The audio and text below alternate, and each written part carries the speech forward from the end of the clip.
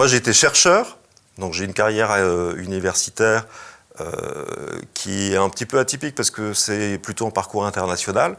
Et en même temps, en France, j'ai travaillé pendant 20 ans dans l'univers des think tanks. Côté think tank, je me suis aperçu d'abord qu'il y avait vraiment un problème d'impact, c'est-à-dire que beaucoup de choses sont produites et cela a peu de débouchés politiques. Je travaillais dans un think tank assez important et c'était un vrai casse-tête pour que tout ce qui était produit là ait un résultat et un écho politique. Et puis aussi, dans l'environnement des think tanks, il y a une espèce de microcosme entre les think tankers, les décideurs économiques, les décideurs politiques, où on s'aperçoit d'une crispation identitaire et politique assez forte qui participe du problème de la démocratie tel qu'on veut l'aborder à l'IDEM.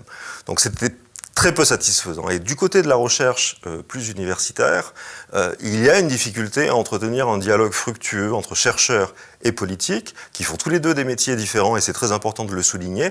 En même temps, on vit dans un moment où, je crois, la capacité critique de production de connaissances par les chercheurs est un outil fondamental pour que les politiques puissent prendre des décisions éclairées. Aujourd'hui, on vit dans un monde, on a l'habitude de se dire, les fake news, on vit dans une société de post-vérité. Une société de post-vérité, c'est pas du tout un régime de connaissances adapté à la démocratie. Une société qui vit sur la post-vérité, c'est simplement une société qui est gouvernée de manière autoritaire et qui est dans le repli sur soi.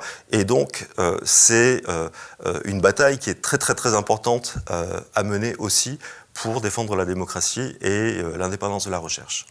Donc ce qu'on veut faire à l'IDEM, c'est d'articuler ces deux dimensions.